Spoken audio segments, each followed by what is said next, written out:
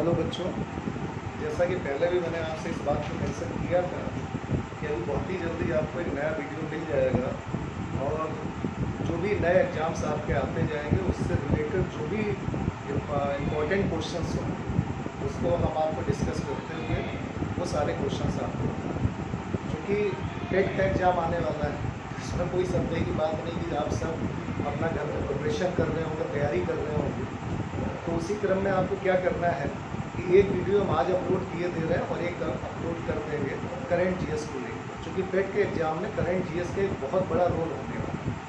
ठीक है, तो जो भी क्वेश्चंस हैं मैं आपके सामने बोलता जाऊंगा और जो भी उसका आंसर है मैं यहाँ पे बोर्ड पे लिख दूँगा।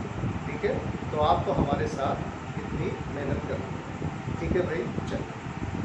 तो इसमें जो पहला क्वेश्चन है वो है कि रेल मंत्रालय ने हावड़ा कालका मेल का नया नाम क्या रखा है। तो इसका आंसर लिखिए। वो नाम है आपका नेताजी एक्सप्रेस। नेताजी एक्सप्रेस। ठीक है भाई। इसके बाद जो अगला इंपॉर्टेंट क्वेश्चन बनता है वो क्वेश्चन है कि पीएम मोदी ने नई दिल्ली में नए संसद भवन का जो भूमि पूजन और शिलान्यास किया वो किस तारीख को किया। तो वो डेट है आपकी 10 दिसंबर 2020। और इसके साथ ही साथ आपको ये भी याद रखना है कि इस नए संसद भवन में लोकसभा के कितने सदस्य बैठ सकते हैं और राज्यसभा के कितने सदस्य बैठ सकते हैं। तो लोकसभा के सदस्यों की बैठने की जो क्षमता होगी वो होगी आपकी 888 और राज्यसभा के सदस्यों की बैठने की क्षमता होगी 384। तो इसको आपको तैयार करना है। इसके बाद जो अगला क्वेश्चन आपके लिए इम्पोर्टेंट बनता है वो है कि जो जोजिला टनल है, जोजिला टनल की जो आधारशिला वो 15 अक्टूबर 2020 को रखी गई। और बेसिकली आपको ये ध्यान रखना है कि जोजिला टनल कहाँ से कहाँ तक जाती है, किसको किससे जोड़ती है, प्लस इसकी लेंथ या लंबाई है। क्योंकि पिछले कुछ सालों से लगभग इस तरीके के क्वेश्चंस काफ़ी आ रहे हैं और बीसीएस में भी ऐसे क्वेश्चन पिछले 6-7 साल में 2-3 बार आए। तो जोजिला जो टनल है वो 15 अक्टूबर 2020 को इसकी आधारशिला रखी गई और ये जोड़ती है श्रीनगर को कारगिल से। ठीक है, श्रीनगर को कारगिल से। और इसकी जो टोटल लंबाई या लेंथ है वो है 1415 किलोमीटर। ठीक है भाई, तो इस क्वेश्चन को भी आपको तैयार करना। इसके बाद अगला क्वेश्चन जो आपके लिए इम्पोर्टेंट है वो है अटल टनल को लेकर कि बेसिकली जो अटल टनल है वो किन दो स्थानों को जोड़ती है। तो यहाँ पे ध्यान रखिएगा, ये जोड़ती है मनाली का एक क्षेत्र पड़ता है कुल्लू घाटी। ठीक है, तो ये कुल्लू घाटी को जोड़ती है आपको लाहौल स्पीति घाटी से। लाहौल स्पीति घाटी से। और इसकी जो लंबाई है वो है 9.02 किलोमीटर। ठीक है, तो इसको भी आपको तैयार। और जितने भी क्वेश्चंस हैं इसको रिवाइज करते रहिएगा, क्योंकि 24 तारीख को आपका पेपर है और करेंट जीएस का जो रूल है वो लगभग हर एग्जाम में रहता है और यहाँ भी विशेष तौर पे आपको ध्यान देने की आवश्यकता है। ठीक है भाई, चलिए। इसके बाद जो अगला क्वेश्चन आपके लिए इम्पोर्टेंट बनता है वो क्वेश्चन है भारतीय पर्यटन सांख्यिकी 2020 के अनुसार भारत आने वाले विदेशी पर्यटकों में सबसे ज़्यादा विदेशी पर्यटक किस देश से हैं। तो इसका आंसर होगा आपका बांग्लादेश। और मुझे लगता है कि बांग्लादेश को शायद लिखने की ऐसी कोई आवश्यकता नहीं है। जो भी क्लिष्ट शब्द है वो मैं आपको यहाँ लिख दूँगा और जो आसान शब्द है वो आसानी से आप लिख सकते। ठीक है, तो वो है आपका बांग्लादेश। इसके अलावा अगला एक क्वेश्चन इंपॉर्टेंट बनता है कि भारतीय पर्यटन सांख्यिकी 2020 के अनुसार घरेलू पर्यटक सबसे ज़्यादा किस स्टेट में है। वो भी आंसर आपका आता है यूपी। इसको ध्यान रखिएगा, बेसिकली क्वेश्चन यूपी स्पेशल के अकॉर्डिंग बन रहा है, तो ध्यान रखिएगा यूपी। एक तो ताजमहल तो रहता ही है और भी कई सारी चीज़ें। इसके अलावा अगला एक क्वेश्चन जो आपके लिए इम्पोर्टेंट है वो है भारतीय पर्यटन सांख्यिकी 2020 के अनुसार विदेशी पर्यटकों को आकर्षित करने के मामले में कौन सा राज्य शीर्ष पे रहा है? तो इसका आंसर होगा आपका तमिलनाडु। ठीक है भाई। इसके अलावा नेक्स्ट क्वेश्चन जो आपके लिए इम्पोर्टेंट बनता है वो है कि भारत सरकार ने बच्चों की डायरिया से होने वाली मौतों को समाप्त करने का लक्ष्य कब तक है? तो इसका आंसर है आपका 2022 तक। ठीक है भाई। इसके अलावा स्वच्छता सर्वेक्षण 2020 के अनुसार शीर्ष स्थान किस शहर को प्राप्त हुआ है? तो इंदौर को प्राप्त हुआ और पिछले काफ़ी समय से लगातार इंदौर को ही प्राप्त होता रहा है। दूसरे नंबर पे सूरत है और तीसरे नंबर पे नवी मुंबई। ठीक है भाई। इसके बाद नेक्स्ट क्वेश्चन जो आपके लिए बहुत इम्पोर्टेंट बनता है वो है कि गोरिल्ला या जंगल युद्ध जैसे अभियानों के माध्यम से उग्रवादियों, विद्रोहियों आदि से निपटने के लिए गठित सीआरपीएफ का जो विशेष बल है, जिसमें पहली बार 34 महिला कर्मियों की एक टुकड़ी को शामिल किया गया है, उसे क्या नाम दिया गया है? तो उसको नाम दिया गया है कोबरा, और कोबरा का पूरा नाम है commando battalions for resolute action. ठीक है भाई। इसके बाद नेक्स्ट क्वेश्चन ये अभी पीसीएस में भी बैक में आया था कि पीएम मोदी ने अयोध्या में प्रस्तावित राम मंदिर के निर्माण हेतु भूमि पूजन किस दिन किया था? 5 अगस्त 2020 में। और इसका श्री राम जन्मभूमि तीर्थ क्षेत्र न्यास का अध्यक्ष किसको चुना गया था? महेंद्र दत्त गोपाल दास को। बेसिकली क्वेश्चन इस पे आया। ठीक है भाई। इसके बाद नेक्स्ट क्वेश्चन जो आप लोगों के लिए इम्पोर्टेंट बनता है वो है कि संयुक्त राष्ट्र संघ द्वारा हर साल किसी न किसी वर्ष के तौर पे उसे वो घोषित किया। जैसे वर्ष 2021 को जो उन्होंने विशेष तौर पे घोषित किया, वो घोषित किया फलों और सब्जियों का अंतर्राष्ट्रीय वर्ष। इसके अलावा बाल श्रम उन्मूलन के लिए अंतर्राष्ट्रीय वर्ष। और 21 के बाद जो 22 को उन्होंने घोषित किया है, वो घोषित किया उन्होंने आर्टिजनल मत्स्य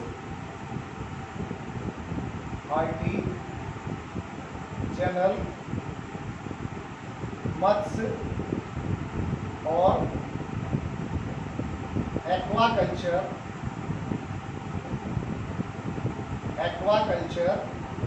का अंतर्राष्ट्रीय वर्ष। ठीक है भाई। ये वर्ष 2022 के लिए संयुक्त राष्ट्र संघ ने घोषित किया है। और इसके अलावा जो वर्ष 2023 उसको उन्होंने घोषित किया है अंतर्राष्ट्रीय कदम्य वर्ष। अंतर्राष्ट्रीय कदम्य वर्ष। कदम्य का अर्थ होता है बाजरा। ठीक है। तो इसको भी आपको विशेष तौर पर देखने की आवश्यकता है।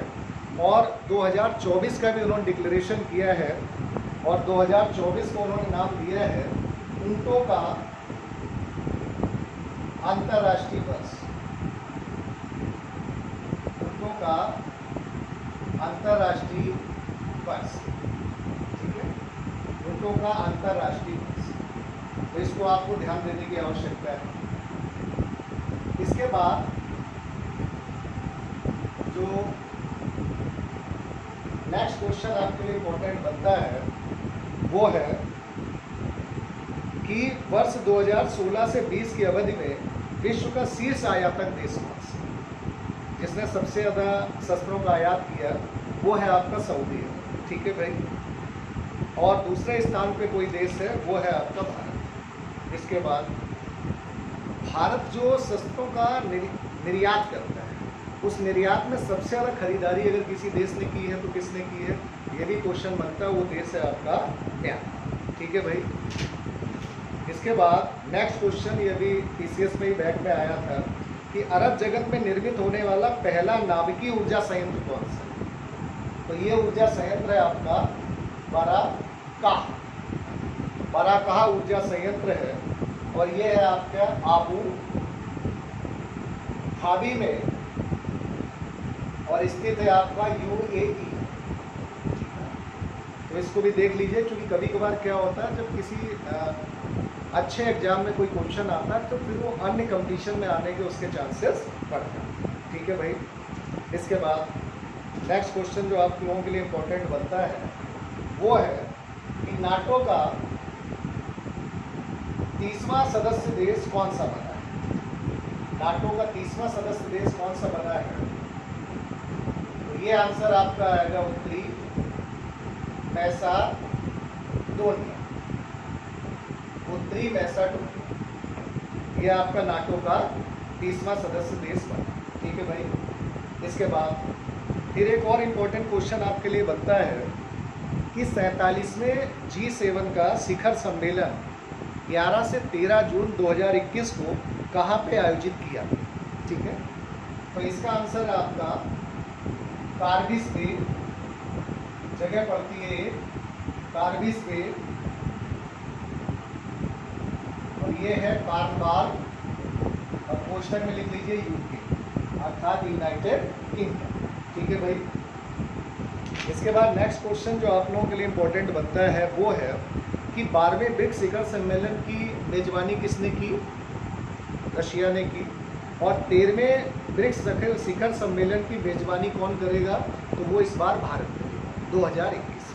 ठीक है भाई। इसके बाद अगला क्वेश्चन जो आप लोगों के लिए इम्पोर्टेंट है कि वैश्विक शांति सूचकांक 2021 के अनुसार विश्व का सबसे शांतिपूर्ण देश कौन सा है? तो इसमें चुना गया है आइसलैंड को, और सबसे अशांत देश चुना गया अफगानिस्तान को। वैसे भी आप देख रहे हैं अफगानिस्तान में इस समय तालिबान वाली समस्या बड़ी चर्चित है, जो इस समय अक्सर टीवी आप खोलिए तो वही सामान्यतः आपको दिखाई देता है। और एक चीज़ आपको और ध्यान रखना है कि भारत की रैंक इसमें कौन सी है? तो भारत को इसमें स्थान दिया गया 135वां 135। ठीक है। अगला क्वेश्चन, विश्व प्रेस स्वतंत्रता सूचकांक 2021 में शीर्ष स्थान किस देश को प्राप्त हुआ है? वो देश है आपका नॉर्वे। और भारत की जो रैंक है इसमें वो है 142वीं 142, और इसमें अंतिम स्थान प्राप्त हुआ उत्तर कोरिया को 180वां। ठीक है। और प्राप्त होने की वजह भी उत्तर कोरिया के तानाशाह के विषय में आप सभी जानते हैं, और कितना वहाँ प्रेस को स्वतंत्रता है, चूँकि कहीं ना कहीं प्रतिबंध सरकार के द्वारा लगाया जाता है। संभवतः यही एक कारण रहा। इसके बाद अगला क्वेश्चन है, विश्व प्रसन्नता रिपोर्ट 2021 के अनुसार सर्वाधिक प्रसन्न देशों की सूची में पहले स्थान पर कौन सा देश है? तो ध्यान रखिएगा, पहले स्थान पर रैंक दी गई है फिनलैंड को, और सबसे दुखी देश के तौर पे चुना गया अफगानिस्तान, जो शायद सही चुना गया। वहाँ की स्थितियाँ आज की डेट में किसी से छुपी नहीं है। और भारत की जो रैंक है इसमें वो है 139वीं अर्थात 139। ठीक है भाई। इसके बाद नेक्स्ट क्वेश्चन है, भ्रष्टाचार बोध सूचकांक 2020 के अनुसार प्रथम स्थान किन देशों को प्राप्त हुआ है? तो डेनमार्क और न्यूजीलैंड को प्राप्त हुआ है। अंतिम स्थान अर्थात सर्वाधिक भ्रष्ट किसको चुना गया है? तो सोमालिया और दक्षिण सूडान को संयुक्त तौर पे चुना गया। जैसे प्रथम स्थान पे डेनमार्क और न्यूजीलैंड को संयुक्त रूप से चुना गया है, वैसे ही सोमालिया और दक्षिण सूडान को सर्वाधिक भ्रष्ट देश के तौर पे चुना गया है। और भारत की जो इसमें रैंक है वो आपकी 86वीं अर्थात 86वीं। ठीक है भाई। इसके बाद मानव स्वतंत्रता सूचकांक की जो सूची है उसमें शीर्ष में चुना गया है न्यूजीलैंड को, और भारत को इसमें दिया गया 131 अर्थात 131वां स्थान दिया गया। ठीक है भाई। इसके बाद नेक्स्ट क्वेश्चन, अभी सितंबर 2020 में विश्व के 100 सबसे प्रभावशाली व्यक्तियों की एक सूची जारी की गई है टाइम पत्रिका के द्वारा अर्थात टाइम मैगजीन के द्वारा। तो उस पत्रिका में 5 भारतीय या भारतीय मूल के व्यक्ति चुने गए। कौन कौन से, ये क्वेश्चन आपके लिए बन सकता है। तो उसमें 5 व्यक्ति हैं, नरेंद्र मोदी, आयुष्मान खुराना, रविंद्र गुप्ता, बिल्किस और सुंदर पिचई। ये 5 लोग चुने। इसके बाद नेक्स्ट क्वेश्चन जो आपके लिए इंपॉर्टेंट बन सकता है, एक चीज़ ध्यान रखिए, जब भी कोई नई नियुक्ति हो तो उस पर क्वेश्चन अगले 7-8 महीने तक पूछे जाने की पॉसिबिलिटी बढ़ जाती है। तो इस क्रम में एक क्वेश्चन आपको तैयार करना है कि ईरान के नए राष्ट्रपति के रूप में कौन निर्वाचित हुए हैं। तो आंसर होगा आपका इब्राहिम रईसी। इब्राहिम रईसी को ईरान का नया राष्ट्रपति चुना। ठीक है भाई। और इसके बाद अगला क्वेश्चन जो आप लोगों के लिए इम्पोर्टेंट बनता है वो है कि अमेरिका के नए राष्ट्रपति के रूप में जो शपथ ली है, आप में से लगभग अधिकांश सभी को पता जो बाइडेन ने ली है, और उपराष्ट्रपति के तौर पे कमला हैरिस ने। ठीक है भाई। इसके बाद एक और क्वेश्चन बनता है, केंद्रीय वित्त एवं कारपोरेट कार्य मंत्री निर्मला सीतारमण द्वारा नए दशक का जो पहला केंद्रीय बजट पेश किया गया वो किस तारीख को किया? जो क्योंकि पहले 1 मार्च को होता था, डेट याद रखिएगा 1 फरवरी 2021। ठीक है। इसके बाद नेक्स्ट क्वेश्चन, बजट 2021-22 के अनुसार जो करों के संदर्भ में कर राजस्व में सर्वाधिक हिस्सा किसका है? तो टैक्स में जो सर्वाधिक हिस्सा रहा है वो रहा है वस्तु एवं सेवा कर,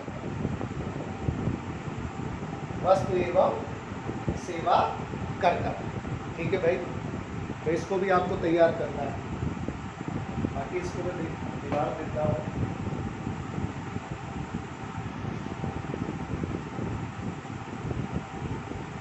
इसके अलावा जो अगला क्वेश्चन आपके लिए इम्पोर्टेंट बनता है वो क्वेश्चन है कि केंद्र सरकार की कुल 100% प्राप्ति में से सर्वाधिक हिस्सेदारी वाली शीर्ष मद कौन सी?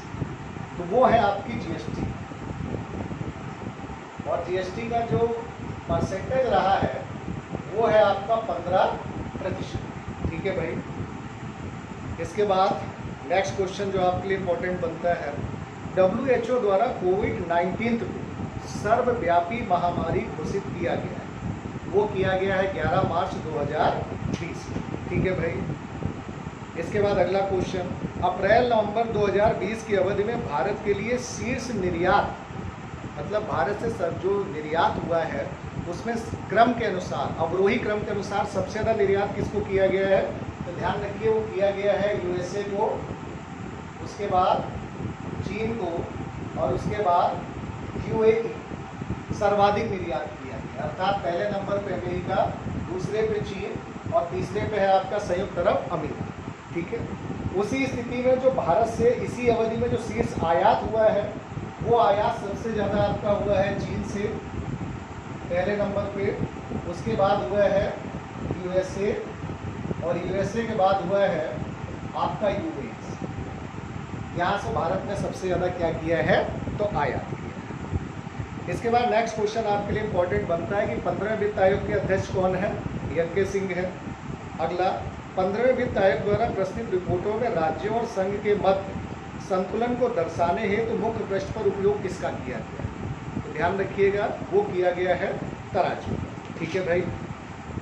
इसके बाद नेक्स्ट क्वेश्चन जो आपके लिए इम्पोर्टेंट बनता है वो है 4 जून 2021 को RBI द्वारा जारी मौद्रिक नीति में रेपो दर और रिवर्स रेपो दर को निर्धारित किया गया है। तो रेपो दर निर्धारित है 4% और रिवर्स रेपो दर निर्धारित है 3.35%। ठीक है। इसके अलावा कभी कभार क्या होता है कि आपसे क्वेश्चन पूछ लिया जाता है फसलों का न्यूनतम समर्थन मूल्य। इस बार क्या हुआ है कि 2021-22 के लिए जो सामान्य धान का रेट है उसका मूल्य निर्धारित है 1940 रुपये और जो ग्रेड A का है उसका निर्धारित किया गया है 1960। ठीक है भाई, इसको भी आपको तैयार करना है। इसके बाद अगला क्वेश्चन जो आपके लिए इम्पोर्टेंट बनता है वो है कि फोर्स पत्रिका, ध्यान रखिएगा फोर्स पत्रिका का आकलन ऑलवेज आपके लिए इम्पोर्टेंट है। तो फोर्स पत्रिका में पूछा गया कि फोर्स पत्रिका द्वारा जारी वर्ष 2020 में सेलिब्रिटी की सूची में शीर्ष स्थान किसने प्राप्त किया है? तो ध्यान रखिएगा वो प्राप्त किया है काइली जेनर। और इसमें एक स्थान आपके 100 सेलिब्रिटीज़ में एकमात्र जो भारतीय जिन्होंने स्थान प्राप्त किया है वो है अक्षय कुमार, और अक्षय कुमार को रैंक मिली है 52। ठीक है। वैसे भी हम आप जानते हैं कि टैक्स वैक्स देने में भी वो काफ़ी आगे रहते हैं और कमाई भी उनकी ठीक है। अगला है 16 अक्टूबर 2020 को अंतर्राष्ट्रीय मुद्रा कोष का 190वां सदस्य देश कौन सा बना है? ये भी क्वेश्चन ऑलवेज इंपॉर्टेंट बनता है। तो वो है आपका एंडोरा, और एंडोरा विशेष तौर पे आपके यूरोप महाद्वीप में पड़ता है, इसको भी आपको ध्यान रखना है। ठीक है भाई। इसके अलावा नेक्स्ट क्वेश्चन कि फॉर्चून इंडिया 500 पत्रिका में जो भी रिपोर्ट आई है उसमें किस भारतीय कंपनी को शीर्ष स्थान दिया गया? तो ध्यान रखिएगा रिलायंस इंडस्ट्रीज लिमिटेड को दिया गया। इसके बाद नेक्स्ट क्वेश्चन जो आपके लिए इम्पोर्टेंट बनता है कि फोर्स पत्रिका की जो सूची है इसमें 100 सर्वाधिक शक्तिशाली महिलाओं, किस महिला को शीर्ष स्थान दिया गया है? और पिछले काफ़ी समय से वो शीर्ष पे ही दिखाई देती हैं, वो है जर्मनी की चांसलर एंजेला मार्क करना। ठीक है भाई। इसके बाद अगला क्वेश्चन है, वो है एस्टर एक्स। एस्टर एक्स अंतरिक्ष में किस देश का प्रथम सैन्य अभ्यास है? तो वो आपको ध्यान रखना है। एस्टर एक्स किस देश का अंतरिक्ष प्रथम सैन्य अभ्यास है? तो ध्यान रखिएगा, वो है आपका किसका? फ्रांस का। ठीक है भाई। इसके बाद नेक्स्ट क्वेश्चन है, वह देश जिसके पहले मंगल मिशन का सफलतापूर्वक प्रक्षेपण 20 जुलाई 2020 को तानेगाशिमा अंतरिक्ष केंद्र जो जापान में है वहां से किस देश का किया गया है? तो वहां आंसर आपका आएगा संयुक्त अरब अमीरात अर्थात UAE। ठीक है भाई। इसके बाद संयुक्त अरब अमीरात को जो पहला मंगल मिशन है उसको क्या नाम दिया गया है? वो नाम है आपका प्रो, वो नाम है। ठीक है भाई।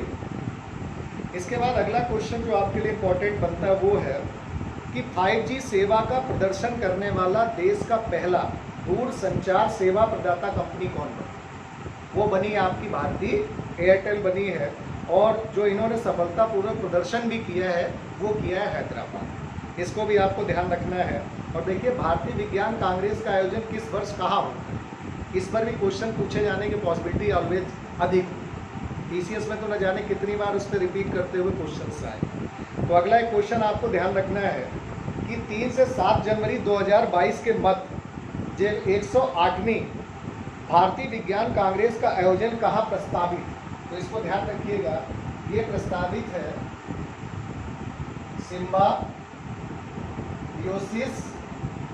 सिम्बायोसिस इंटरनेशनल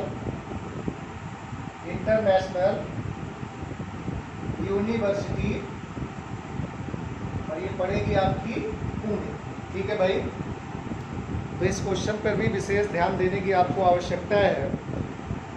इसके बाद अगला क्वेश्चन जो आपके लिए इम्पोर्टेंट बनता है वो है कि भारत में पहली बार कोविड-19 के संक्रमण की पुष्टि कब की गई और कहाँ की गई? तो की गई 30 जनवरी 2020 को केरल। ठीक है भाई। उसके बाद नेक्स्ट क्वेश्चन, भारत में जो तेंदुओं की हालिया रिपोर्ट आई उसके अनुसार भारत में वर्तमान में तेंदुओं की संख्या कितनी? तो वह है 12,852। ठीक है। वैसे भी सरकार अब इन जानवरों को लेके बड़ा गंभीर है। जैसे आपका राष्ट्रीय पशु बाघ है, तो बाघ में आप देखिए ग्रोथ कैसे हुई जब सरकार गंभीर हुई। पहले 1411 थे, फिर 2226 हुए, और वर्तमान समय में 2967। ठीक है, वो बाघ की रिपोर्ट है। भारत में तेंदुओं की संख्या के संदर्भ में सबसे ज़्यादा तेंदुए कहाँ पे है? तो ध्यान रखिएगा, मध्य प्रदेश में है। इसके अलावा एक क्वेश्चन है कि भारत में रामसर स्थलों की टोटल संख्या कितनी है? तो ध्यान रखिएगा, वो इस समय 42 है।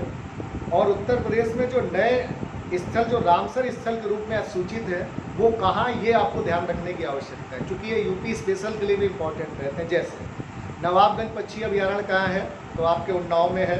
पार्वती अर्गा पक्षी अभयारण्य गोंडा में है। समान पक्षी अभयारण्य मैनपुरी में है। सांडी पक्षी अभयारण्य हरदोई में है। समसपुर पक्षी अभयारण्य रायबरेली में है। और सरसई नवल झील अभयारण्य आपके इटावा में। ठीक है भाई। इसके बाद नेक्स्ट क्वेश्चन जो आपके लिए इम्पोर्टेंट बनता है वो है कि देश में कुल वनावरण में देश के भौगोलिक क्षेत्र में वनों का प्रतिशत कितना है? तो ध्यान रखिएगा 21.67%। तो ये कुछ ऐसे क्वेश्चंस थे जो आपके लिए करंट के लिए इम्पोर्टेंट है। ये तो एक वीडियो मैंने आज बना दी है, एक वीडियो कल आपके लिए अपलोड कर देंगे। बाकी जो आप प्रिपरेशन कर रहे हैं करते रहिएगा, और इन पर कुछ विशेष ध्यान देने की आवश्यकता पड़े। ठीक है, तो आज के लिए इतना ही रखते हैं।